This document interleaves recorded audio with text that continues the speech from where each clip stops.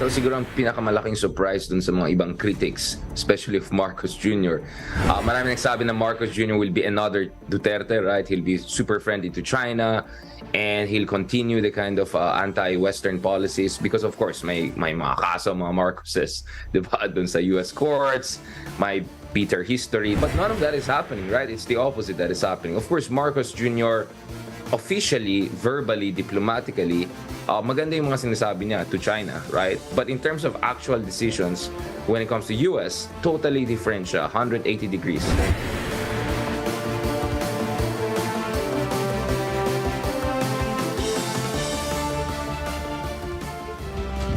From the nation's capital, all sides, all the time, I'm Robbie Alampay. And I'm Danny Laurel. The big story tonight. On top of 4 new EDCA locations, the United States and the Philippines have also agreed to conduct joint maritime patrols in the South China Sea. But China is not taking this sitting down. The Chinese embassy in the Philippines is accusing the United States of undermining peace and stability in the region. Marian Enriquez with the big story. The Philippines and United States have agreed to restart joint maritime patrols in the South China Sea to help address challenges amid China's continued aggression in the disputed waters. In a statement, both U.S. Defense Secretary Lloyd Austin and his Filipino counterpart Carlito Galvez Jr. underscored the importance of close operational coordination. Recalled during the administration of late President Noynoy Aquino, the U.S. and Philippines started holding naval patrols, but this was halted by his successor, former President Rodrigo Duterte.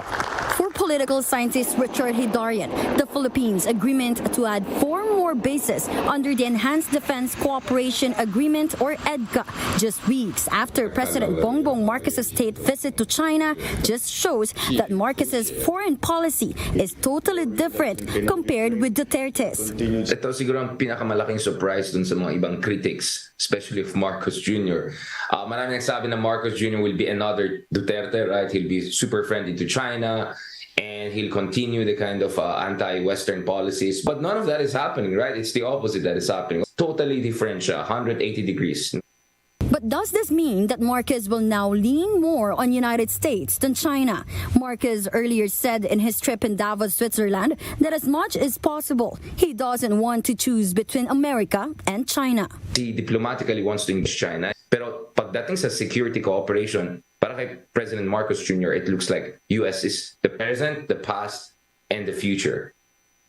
Austin also reiterated their commitment to strengthening their mutual capacities to resist armed attack. He said he had discussions with Galvez on concrete actions to address destabilizing activities in the waters surrounding the Philippines, including the West Philippine Sea.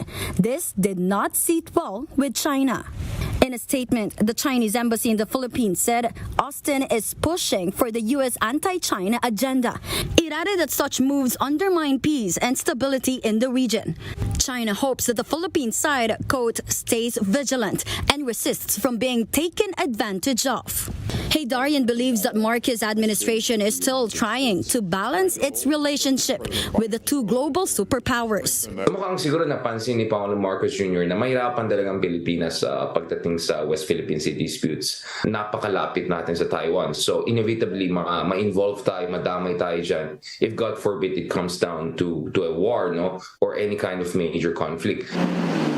For News 5, Marian Enriquez, we are One News.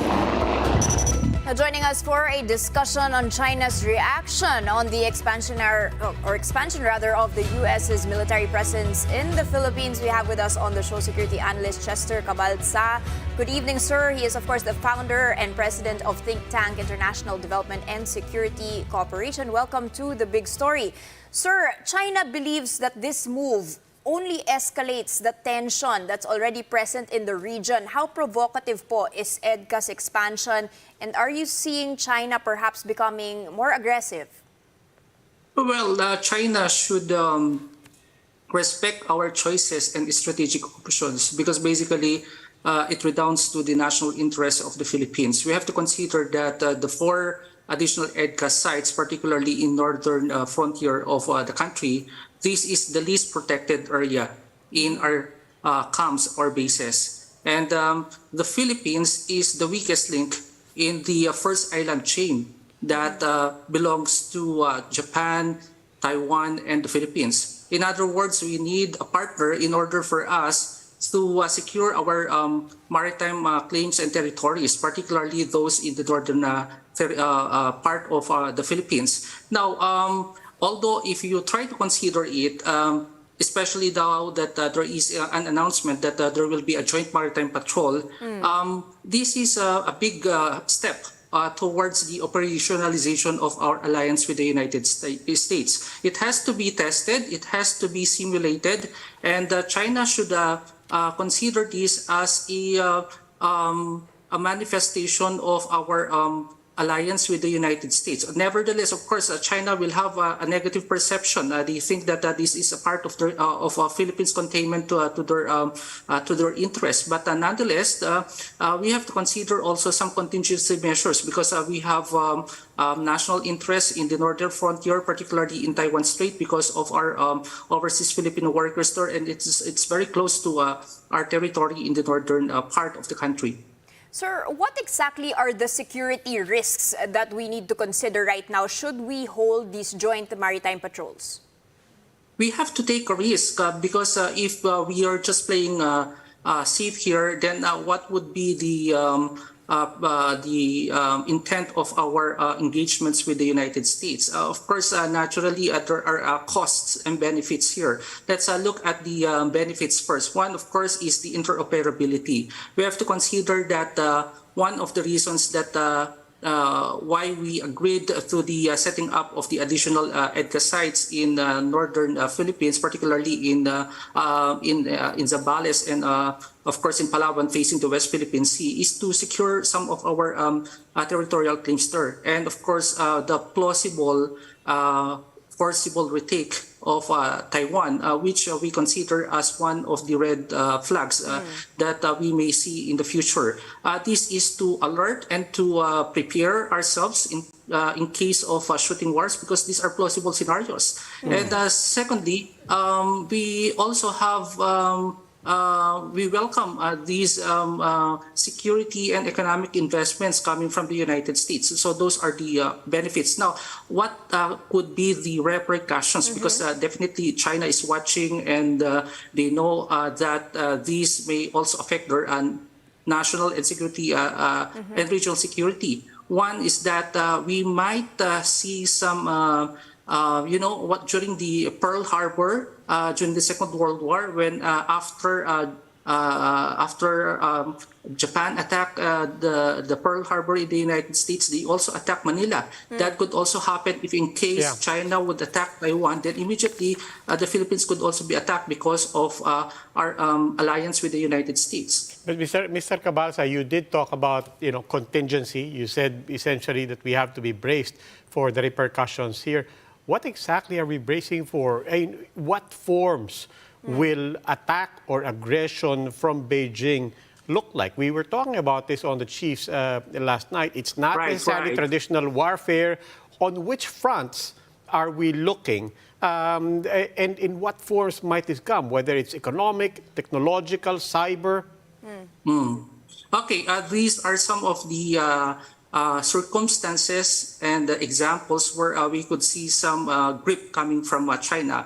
One would be on the shadowing of our maritime and naval vessels, which they are doing in the West Philippine Sea. That is very prominent and one of their gray zone tactics. Secondly would be the repeat of what they did during the Aquino administration, where they tried to sanction us economically.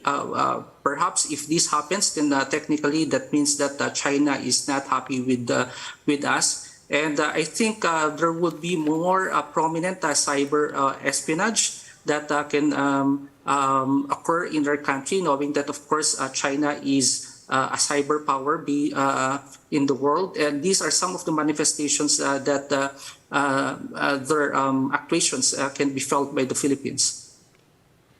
Okay, maraming salamat po, Mr. Cabalsa. Security Analyst, Chester Cabalsa.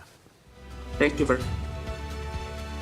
Meanwhile, the National Economic Development Authority has approved the construction of the UP PGH Cancer Center, making it the first public-private partnership project of the Marcos Jr. administration. Now, for the establishment of the Cancer Center, the government will solicit from the public through bid submissions under a 30-year build, operate, transfer agreement.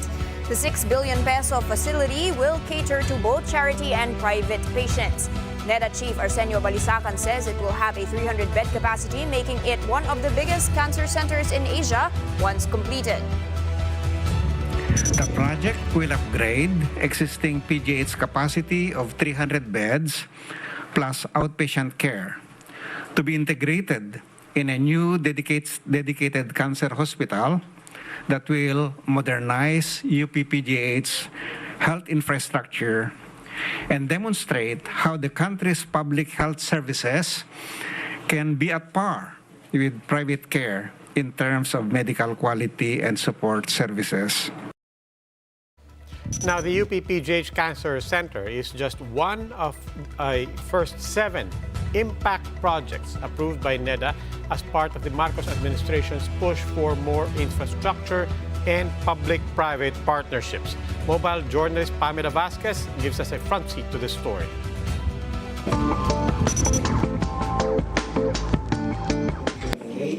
7 projects have been approved by the National Economic and Development Authority Board. These are said to be the big-ticket infrastructure projects of the Marcos administration. Based on initial estimates, the indicative total cost for these approvals would be at 154.7 billion pesos. The first project approved by the Neda board is the construction of a cancer center at the University of the Philippines Philippine General Hospital.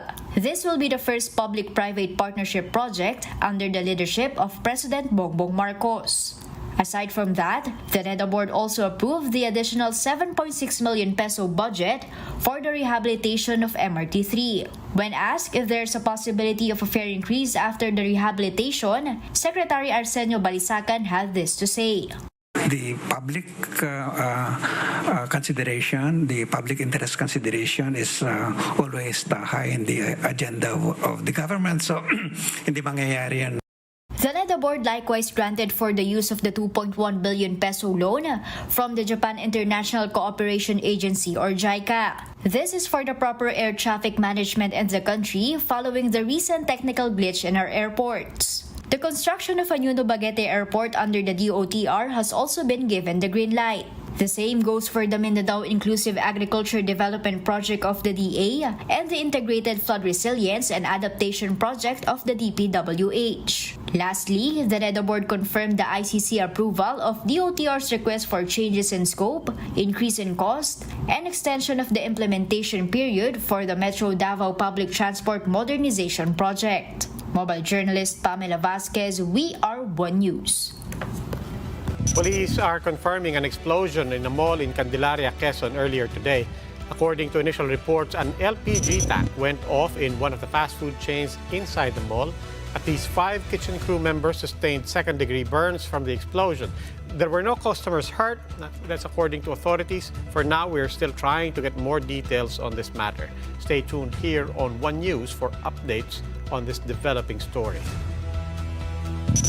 And coming right up, the country's debt stock reaches 13.42 trillion pesos as of December 2022. Our CBC Chief Economist Mike Ricafort will be joining us for a discussion on this when the big story returns. Keep it here on One News.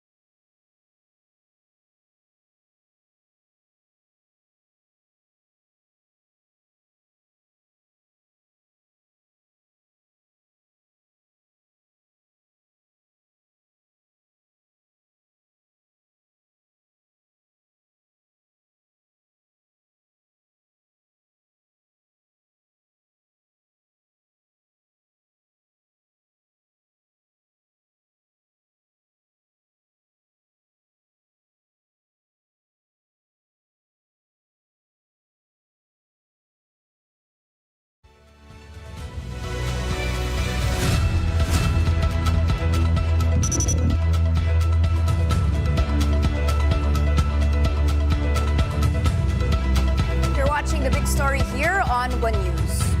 The country's outstanding debt stood at 13.4 trillion pesos in 2022. Let's take a look at the numbers. The full-year debt level is 14% higher year-on-year. In 2021, the national government's debt stood at 11.7 trillion pesos. Now, on a monthly basis, the national debt went down. That's thanks to the peso gaining strength. The debt incurred in the first 6 months of the Marcos administration was at 627 billion pesos. Now, take note that even before President Marcos took office, the Philippines had been on a heavy borrowing spree to finance its COVID-19 response. But on a good note, debt to GDP ratio eased to 60.9% in the fourth quarter. That's down from the 17-year high of 63.7% in the third quarter as the economy expanded 7.6% in 2022, beating targets. The question now is, can our economic growth sustain this debt? To help us answer that, we have RCBC Chief Economist Mike Ricafort over Zoom. Good evening. Welcome to the big story, Mr. Ricafort. Hi, good evening, Roby and Danny and your viewers. Now, of course, everybody will fixate on the headline number. Is this a worrying figure? Have we been using the proceeds to fund growth, or are we just refinancing or paying our interest on our accumulated loans? Well, first, Roby, the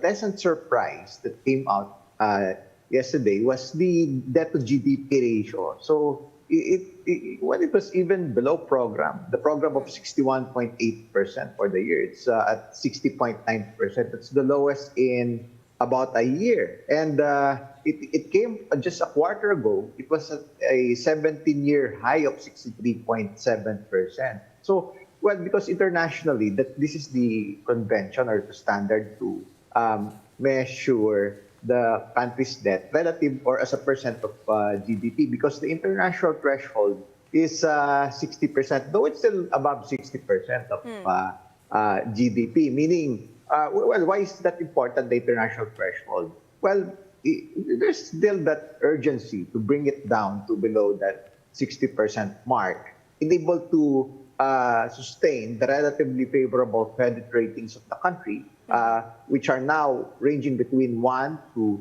3 notches above the minimum investment grade. So true, there may be other factors. First, it's really the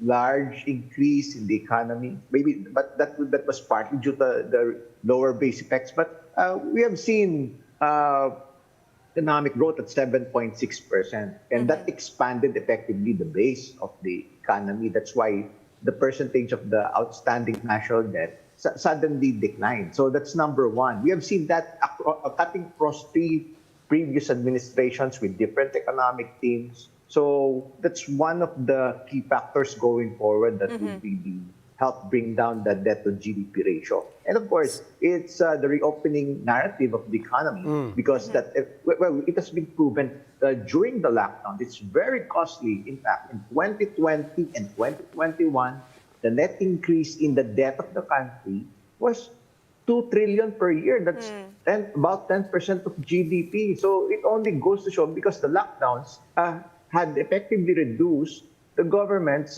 tax revenue collections and other revenues. And at the same time, that's on the revenue side. On the expenditure side, the lockdowns have proven to be very expensive because, the ayudas, the bolstering of the healthcare system, Sir Mike, and the other COVID programs. Yes, sir. Sorry to interrupt. No, you mentioned kasi growth, so I wanted to pinpoint on that. We ended 2022 with higher than expected growth, but most economists project a more modest figure this year, no, albeit still hopefully positive. How much do we need to grow, sir, this year for you to say that this current debt is healthy and still manageable? Well, that's a very good question, Danny, because it's really this mix, the mix of data. Well, it's still possible for our economy to grow around 6%. That's still very much possible because of the improved demographics. We're going back to the trend average. Because the Philippines has reached demographic sweet spot since 2015, or majority of our population already at working age. And that has been the trend growth from 2012 to 2019 prior to the pandemic. And we're now reverting back to that as the economy has reopened towards greater normalcy with no more restrictions going forward, and also as a policy priority. So, that would be already decent. We have seen it, the 7.6% GDP growth effectively expanding the economy and effectively lowering the debt to GDP ratio. So, that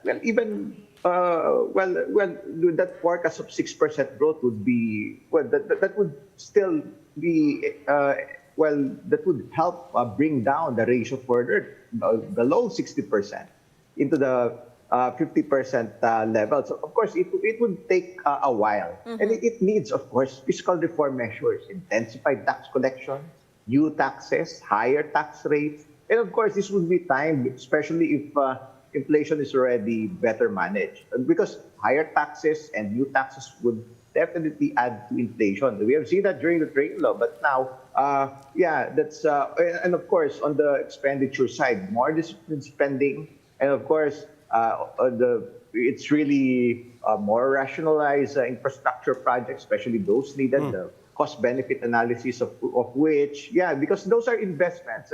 The infrastructure spending of the government, that's one of the, of course, it's more than 5% of GDP already. So it's that those kinds of investments that are needed by the economy for long-term economic growth and development. Compared to 20 to 30 years ago, it was just less than 2% of GDP. So that's one important consideration going forward. Shifting topics a bit, although this is, of course, still relevant on the revenue side, and for that matter, the infrastructure maybe that you discussed. What are your thoughts on the Maharlika Fund? How do you understand it now? I mean, it's sort of shifted. The language around it has shifted. We're not so clear anymore on its purpose. Is it clear to you? And how do you think this fund ultimately will impact our plans for this year? Well, Roby, it would really depend on how the bill would progress among the lawmakers. Of course, now that would be one possible source of funding for the various infrastructure projects of the country. And knowing for a fact that there are constraints on the funding given the recent budget deficit, so definitely that's one option available because, now, when it comes to the various infrastructure projects, private sector participation has been encouraged again, the PPPs, and definitely this is one possible option. Especially, it would be a function of how it progressed. How it would progress in both houses, especially among the lawmakers, if there would be provisions to indeed complement the funding for the various infrastructure projects. And that's also on top of, the direct funding from the national government, as well as, of course, the multilateral funding to the official development assistance.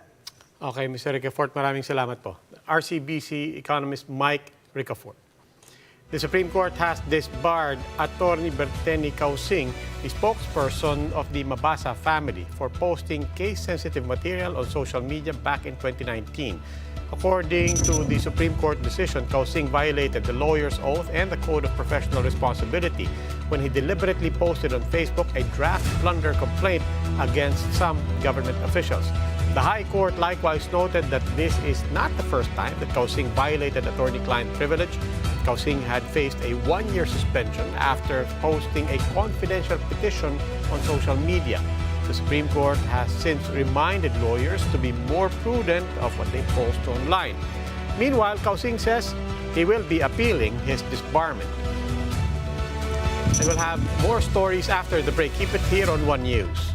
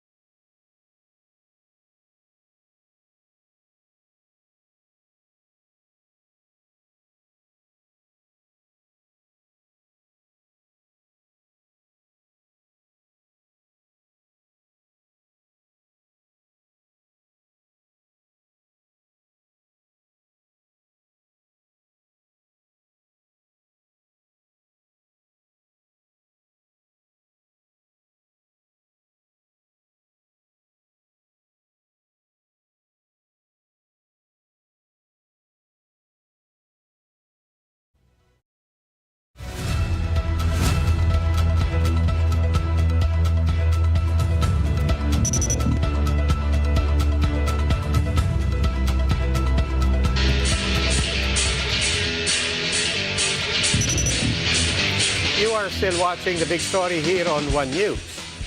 Now for the big story in sports, the 2023 PVL All-Filipino Conference is set to unfold starting tomorrow, and all eyes are on the Choco Mucho Flying Titans. A look into their preparations in this report.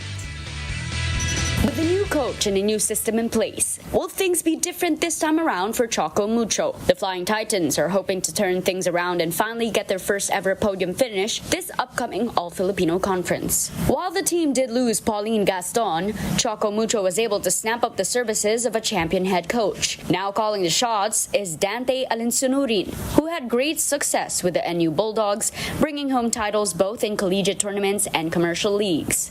Alinsunurin likewise led the Philippine men's national volleyball team during its historic silver medal finish back in the 2019 Southeast Asian Games. Familiarity has always been key for Choco, given the players his long history with one another. But with the new system in place, the Flying Titans are now in adjustment mode. At first, it was quite challenging for us kasi hindi kasanayan namin yung ginagawa namin. But syempre, bukod sa tiwala sa sarili at sa teammates, we also have to be able to trust the coaches. As for Coach Dante, the number one priority is to improve the conditioning of the team. Sinisimulan sa kondisyon ng katawan kasi bago nila magawa talaga yung gusto namin system is kailangan talaga kondisyon ng katawan. And unti-unti naman mabilis, hindi lang ma-adapt yung sistema ko kasi siyempre, di ba, this team na talaga yung medyo mataas rin naman talaga yung skills sa mga bata. Captain Bea De Leon, though, says the Flying Titans are embracing Coach Dante's system. He's, again, very meticulous about the little details that we need, where to put the ball and everything, as small as those things. So I think it's going to a really good direction, especially with Coach Dante, like I said. We're hopeful and excited. The first test for the Flying Titans will be tomorrow when they take on the Akari Chargers during the opening of the 2023 PVL All-Filipino Conference. For News 5, Marty Bautista, we are One News. And that is the big story tonight. For more updates, follow News 5, the Philippine Star, and Business World online. You may also log on to onenews.ph for more analysis. I'm Robbie Alampay. The big story is also available via our Signal Play app. Make a free account now. That's at signalplay.com and stream One News anytime, anywhere. I'm Danny Laurel. Stay safe, Philippines. We are One News, all sides, all the time.